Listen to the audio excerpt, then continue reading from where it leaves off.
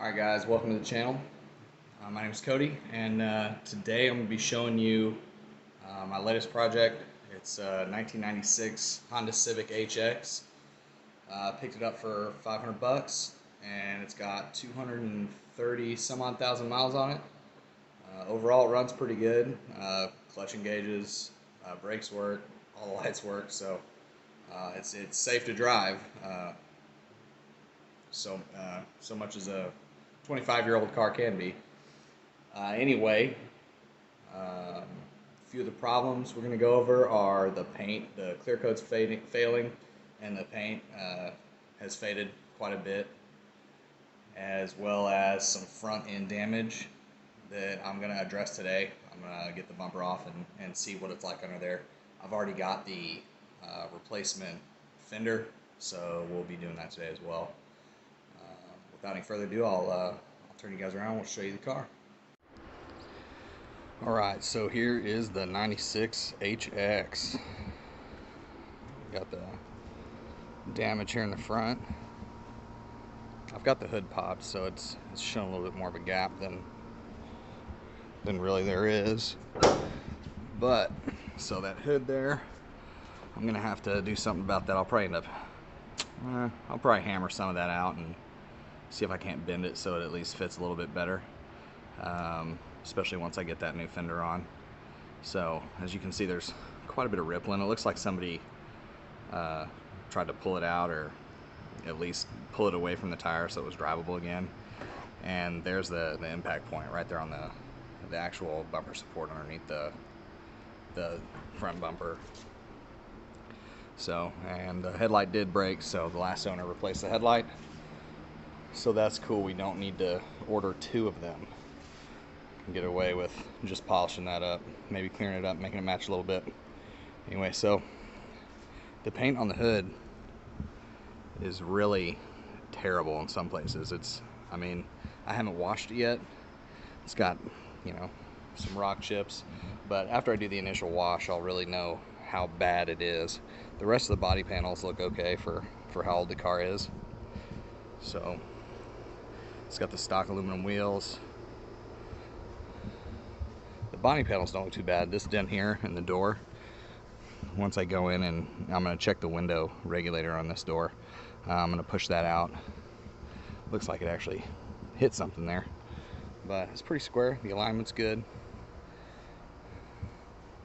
It's just horrendously dirty. In the trunk, you can see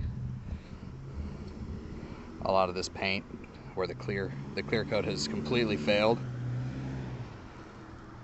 So I'm going to try and basically cut as much of the clear coat off as I can on these spots and give it a good wax and see if I can't bring a little bit of that out of there, clean it up just a little bit. So this is basically, in the trunk is what the rest of the car looked like on the inside. I'm about to show you that here in a minute. All I did was vacuum it and spray it down with some spray detailer. But in here, I mean, this thing was filthy. At the very least, it's just never been washed. I think in the 25 years that this thing's been on the road, or 24 years. So all this, I'll spray all that out, get it cleaned up. It doesn't leak so far as I know, but we'll see that. Haven't found any rust on any of the panels, or really behind the behind the side skirts at all. So that's neat. It's a really clean car, other than the superficial stuff that you would expect from an old car like this. This side, the paint looks pretty good. So that's really neat. It's a pretty good runner. I mean, even on the front right fender here, it's the clear coat hasn't begun to fail too bad. So up here you've got a little bit, and then the roof, there's just scratches from where looks like some branches have hit and things like that. And then back here in the back, the clear coat's just totally failing. All right, let's check out the inside. The power locks are not working at this time, so I think the key fob I have, the previous owner might have pretty sure he had an aftermarket alarm system there. I don't know what brand that is. I'll have to do some research. But an aftermarket alarm system, pretty sure it bypassed the standard electric locks of the car. So everything works. The hinges aren't even sagging at all. So super impressed. The body panels are in good shape. Love it. So I actually had one of these when I was 16. This exact car, everything's the exact same. It's almost like second nature now that I'm 30 years old and basically got the same car that I learned how to drive in. But as you can see, it cleaned up pretty good. Passenger seat's in good shape. There's some tears on the driver's side seat, which is, it's not too bad. I cleaned out all the little trays and everything. I'm gonna put a new spring in there, see if I can get another button or another little plastic parking brake handle. The carpet's in, terrible shape, but it'll clean up all right with maybe some Scotch Guard or some scrubbing. So yeah, just super not a new car, that is for sure. So, but what do you expect? This as well. So here on the outside, used to be black, now going chrome. Weather stripping at the bottom of each window. That is definitely terrible. But I got some flat or matte paint and some trim paint that I'll fix that with. And same with these wiper blades. Basically blinds you when you're driving. The sun hits this piece right here and you can't see a thing.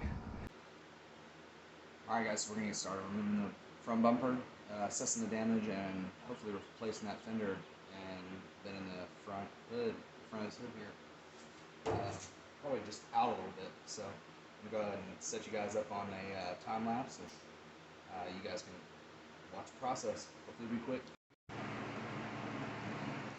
Guys, I forgot to show you the fuel for the day. Cookies and cream milkshake from Steak and Shake. But anyway, the goods. There's that light. The goods are the D16Y5 that this guy's had. It's 230 some odd thousand miles put on. So here we go. Now got some seepage going on around the transmission, which I'm not sure where that's from quite yet. So it could either be a rear main seal, or I'm thinking that it is the gasket that's holding that distributor cap on.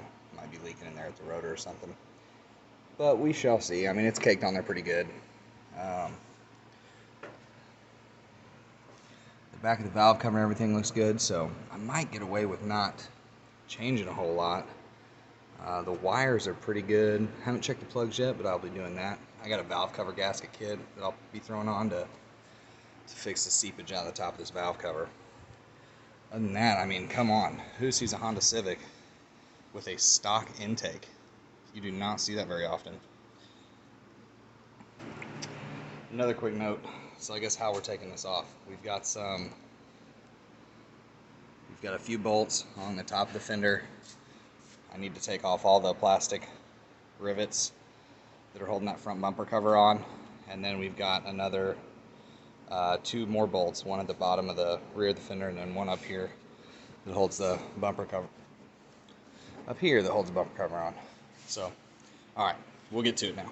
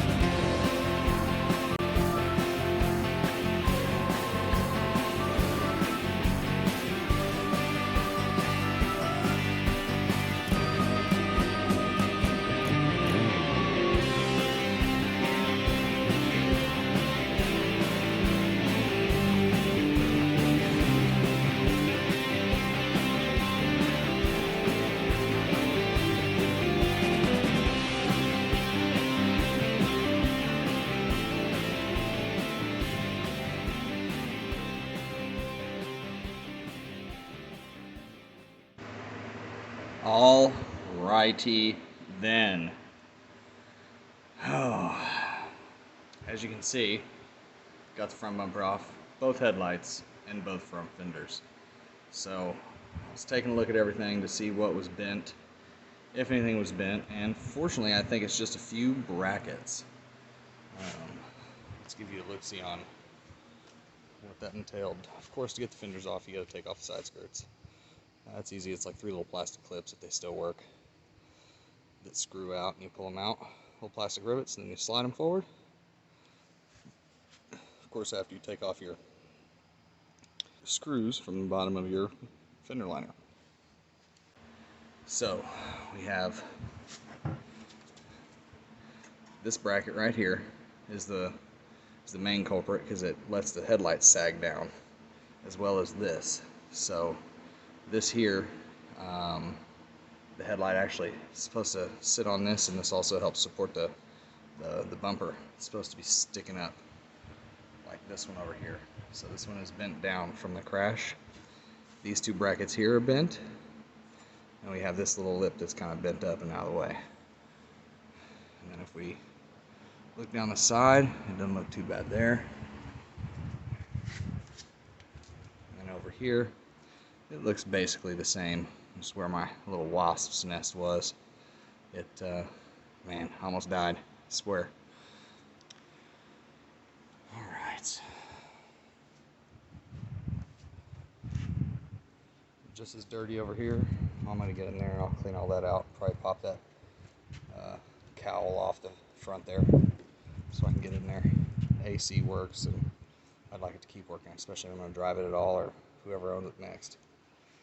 It takes very little time to get in here and actually do things the right way, as far as cleaning things up and making sure it's all okay. Yeah, the little splash guard that comes factory on the bottom got ripped off. Of course, the bumpers, we'll show you those.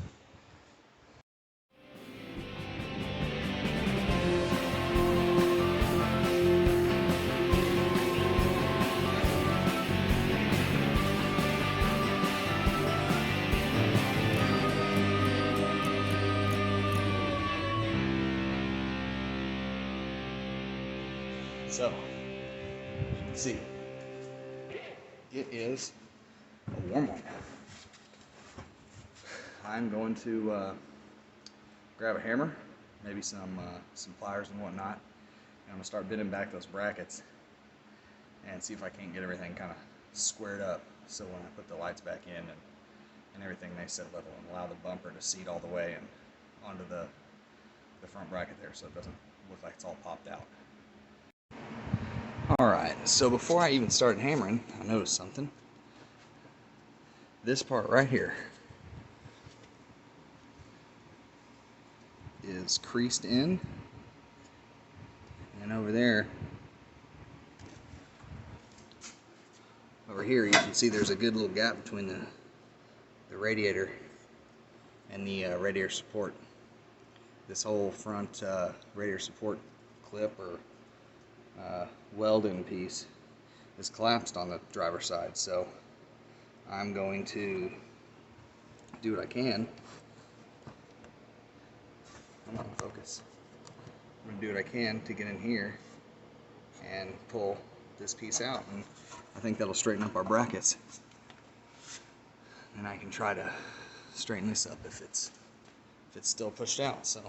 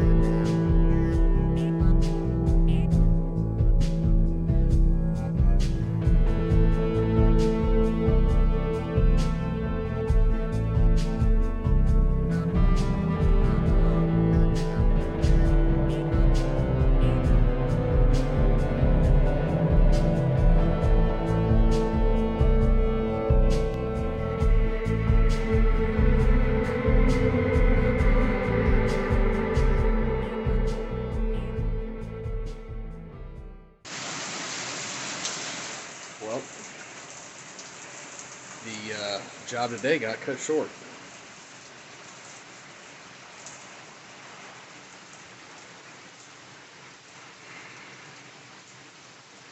Thanks, dust cloud. Anyway, come back for, I guess, part 2 of tearing down the Honda and cleaning out the engine bay and putting on a fender.